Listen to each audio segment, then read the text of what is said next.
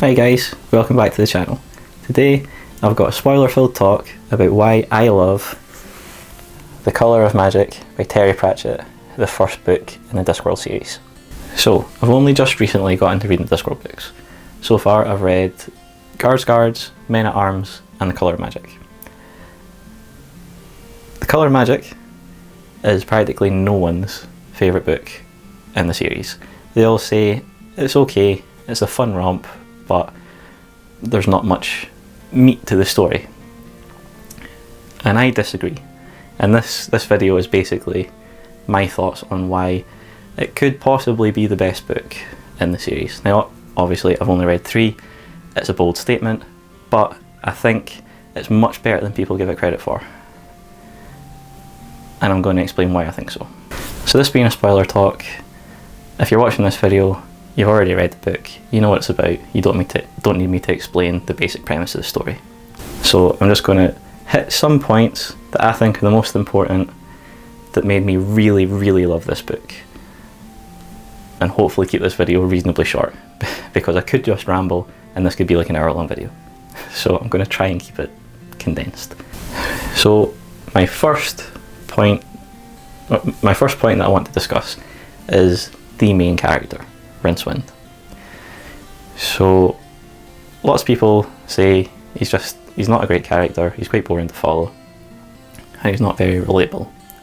Most people prefer like Captain Vimes or Death from the other books. Now I love Rincewind because I find him so relatable. He is a coward at the heart of things. He is only concerned with his own survival and he doesn't want any trouble. And I think most people can relate to that. People just want to go through their life without any great confrontations if they can help it. And that's Rincewind to a T. He is a failed wizard, which is another thing. I love the fact that he got kicked out. He was stupid enough to sneak in to read the Great Grimoire and get one of the 8 great spells imprinted in his head. I love that. I mean, how many of us have done stupid things at high school or in college, university, and had great repercussions? Maybe not quite on that scale, but again, very relatable. So yeah, he is a coward, but he's also a good person. When the need arises, he does the right thing. When Twoflower is in danger, and all he wants to do is run away and save his own skin, he just sucks it up, goes in and saves them on more than one occasion. The other massive point, and it's a deep one that I love about Rincewind's character, is that his whole life throughout this book is basically a battle between fate and luck. And like quite literally a battle between, well, a game between fate and luck. There are gods in this book, the small gods. They are playing a game and the last 2 players left are Fate and Lady Luck. And Fate is basically doing everything he can to kill Rincewind, and Lady Luck foils his plans at every turn, with hilarious consequences. The example that I love most of this thing is, with the earth being a disc, you can fall off the edge. And Rincewind and Twoflower later on in the book find themselves basically going off the edge, and Rincewind goes off the edge but manages to get caught on a branch, so he's hanging off the edge of the world. So Fate is basically, he thinks it's done. Death, who has tried to get Rincewind throughout the entire book, and he's getting very frustrated. That's the other thing, only Death himself can claim a wizard, like when they die. So when Rincewind is hanging off the edge of the world, Death appears. Now they talk back and forth, and Rincewind eventually finds out that it's not actually Death who's came. Death's busy somewhere else, which is brilliant. So it's not actually Death who came. So he technically can't claim Rincewind, but basically he's got fed up. So whoever is in Death's place is basically going to kill him. I just love the fact that Rincewind escapes death by literally falling off the face of the earth. Perfect. I mean, that's just brilliant. So yeah, I love Rincewind as a character. One of the most relatable I've read in a long time.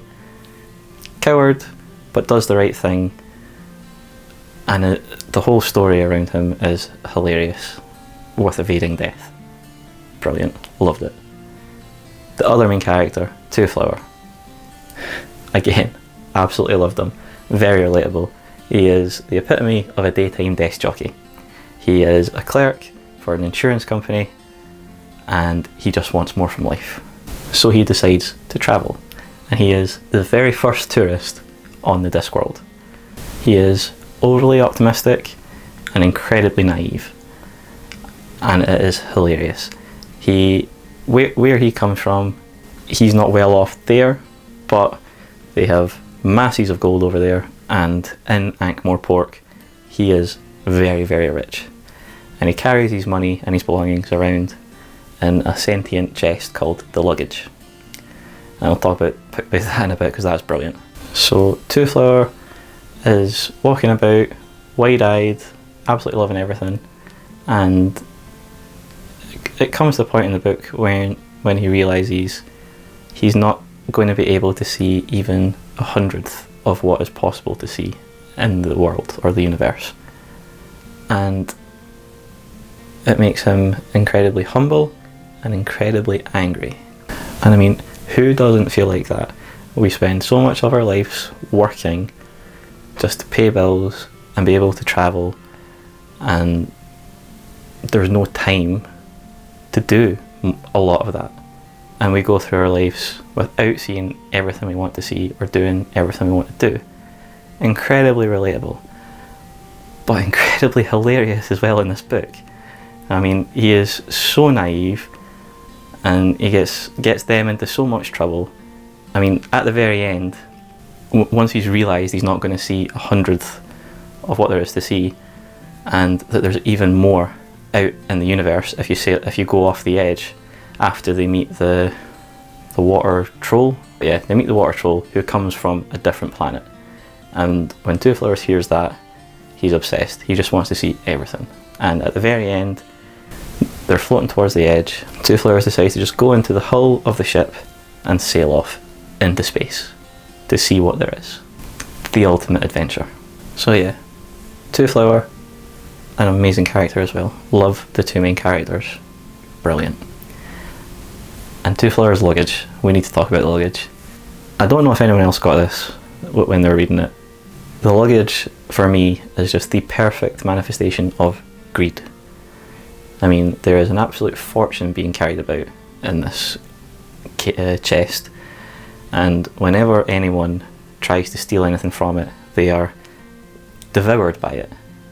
So the chest being greed, the greedy are devoured by greed. I mean, that is such a massive statement. And even Rincewind is tempted by the money in it. He's tempted by greed. And shortly after that, the fact that the chest is sentient and him and Two Flower get split up, greed follows him. I mean, people read this book for the comedy and just a fun time, but the messages and the themes in this book are incredible, especially with the greed. The luggage is funny. I mean, a massive case running about after people it's hilarious, but the message behind it is also incredible. So now we come on to my favourite part of this book, the magic. And there's a couple of facets to it. Now the book's called The Colour of Magic, and the colour of magic is octarine. It's the 8th colour in the spectrum. And basically anything magical is surrounded by an octarine aura.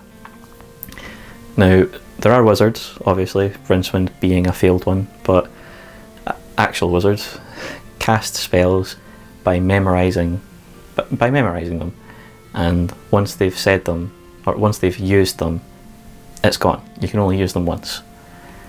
So there is an infinite amount of magic, whilst also a finite amount of magic, which is brilliant. I love that.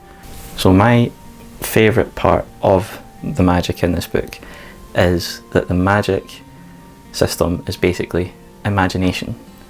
Too many fantasy books these days are really strict magic systems, like strict rules. You need to do this, do this, do this, and then you can do that.